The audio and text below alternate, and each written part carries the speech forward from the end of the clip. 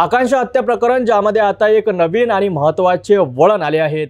गेल्या काही दिवसांपासून गाडगेनगरमधील गाजत असलेल्या आकांक्षा बोबडे हत्याकांडाची सध्या जोरदार चर्चा सुरू आहे। या प्रकरणात आता आरोपींच्या पालकांनीही एक नवीन मागणी केली आहे, ज्यामुळे हे प्रकरण अधिकच गुंतागुंतीचे बनले आहे।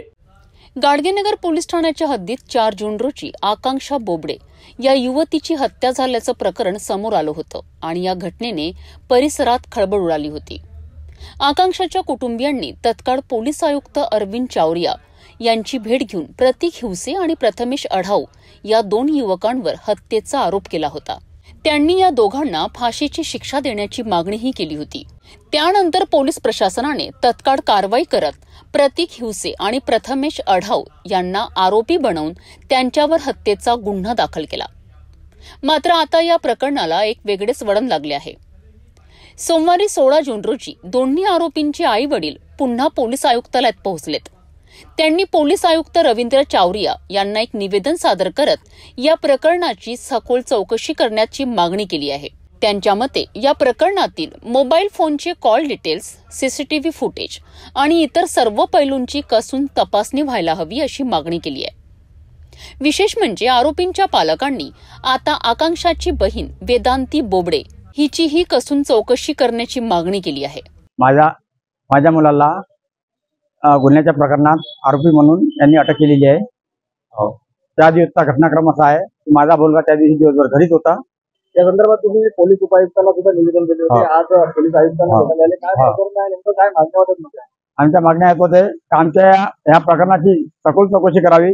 या प्रकरणाची एकतर्फी चौकशी होत आहे आणि मुलीवाले दबाव आणून आणि पहिल्यांदा माझ्या मुलाला अटक केली, त्याच्यानंतर दबाव आणून त्याच्या सोबत जो गेला होता त्या मुलाला अटक केली आणि या प्रकरणाची चौकशी सविस्तर करावी, एकतर्फी चौकशी करत आहे। त्यांचे जे फुटेज, त्याचा मोबाईल लोकेशन, ह्या साऱ्या गोष्टी, मोबाईलचं जे काही असेल ते ह्या साऱ्या गोष्टी त्यांनी तपास करून आमचे पोरं असा प्रकार करणार नाही आम्हाला माहित होतो। त्या दिवशी तिच्या मैत्रिणीचा आमच्या मुलाला घरी फोन आला, त्यामुळे हे दोघे जण तिथं पोहोचले आणि त्यानंतर त्यांनी हे पूर्ण घटना तिथं पाहिल्यानंतर कोणी मानवतेच्या चला हे होऊन आपण ही पोरगी जर काही अटक केलं असन या कारणानं त्यांनी माझ्या मुलांनी दार तोडून आतमध्ये जाऊन तिची फाशी उतरवली आणि तिला दवाखान्यात नेण्याचा प्रयत्न केला। त्याच्या मित्राने पोलिसला फोन केला, ॲम्ब्युलन्सला फोन केला आणि तो तिथे तिला घेऊन बसला। पोलीस त्या घटनास्थळावर पोहोचल्यानंतर डायरेक्ट त्यांनी काय केला पंचनामा हे आम्हाला तर सविस्तर काही माहित नाही।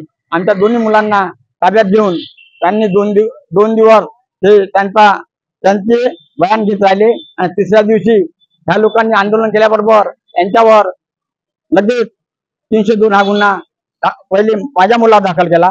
त्याच्यानंतर माझ्या मुलाचा PCR काढला, त्याच्यानंतर तो सेंटरमध्ये टाकला। त्याच्यानंतर लगेच त्याच्या मित्राला पकडून त्याच्यावरही तोच गुन्हा दाखल करून त्याला आता PCRच्या ताब्यात घेतलेला आहे।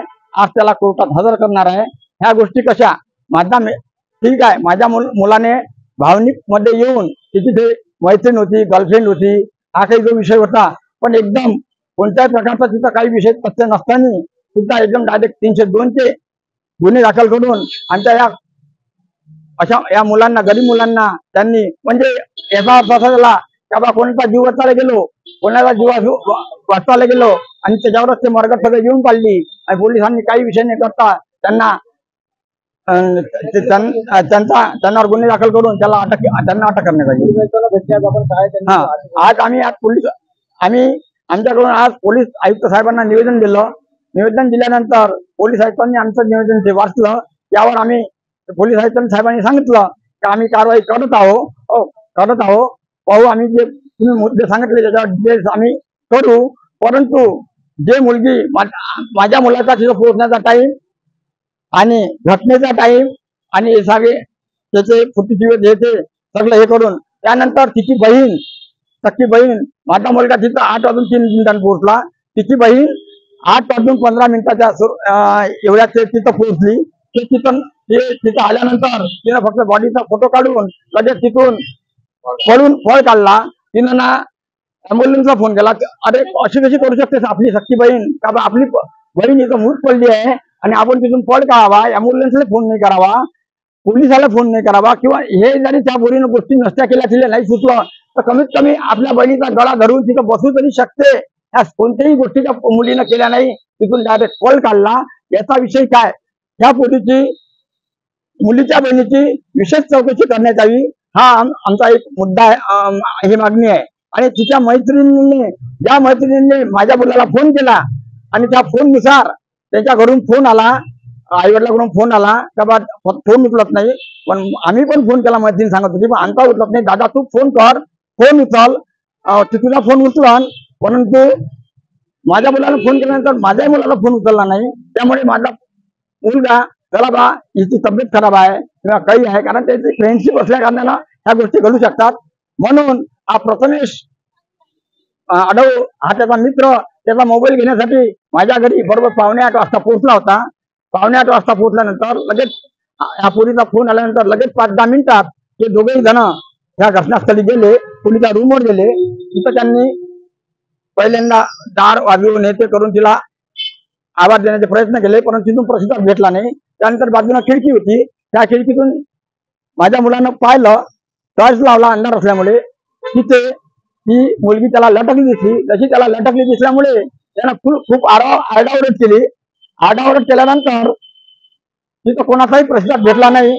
बाजूनं त्याला एक दार दिसलं, खोलीच्या बाजूनं, ते दार त्यानं तोडलं, तो आतमध्ये गेला आणि तिची फाशी उचलून तिला खाली काढलं. असं वाटलं त्याला का बा आता तरी न घेतली असेल तर बा आपण दवाखान्यात नेऊ शकतो.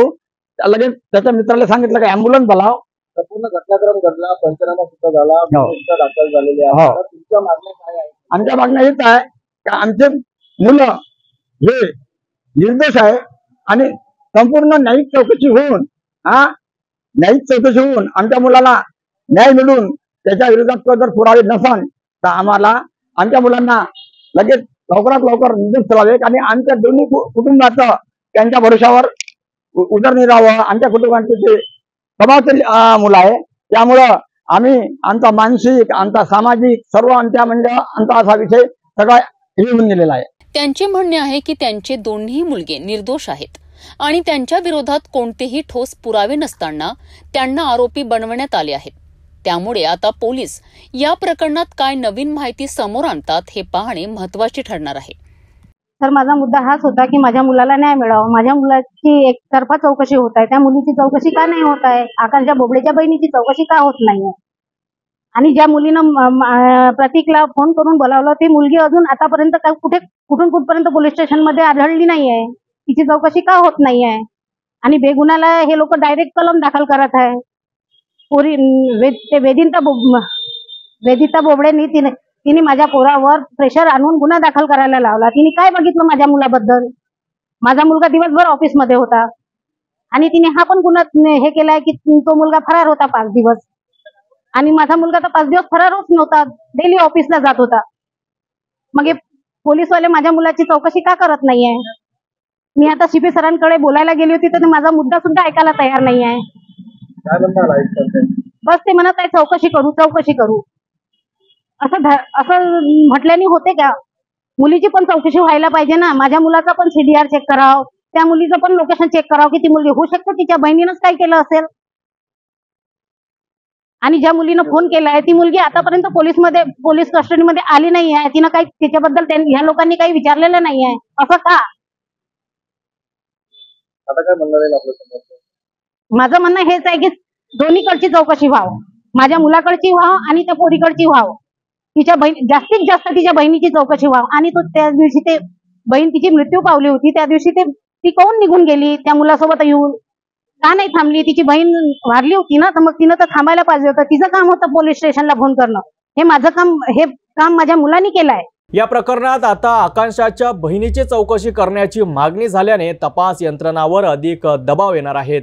पोलीस आयुक्त अरविंद चावरिया यांनी तपास सुरू असल्याचे सांगितले असले तरी हे प्रकरण कोणत्या दिशेने जाते हे पाहणं उत्सुकतेचे ठरेल.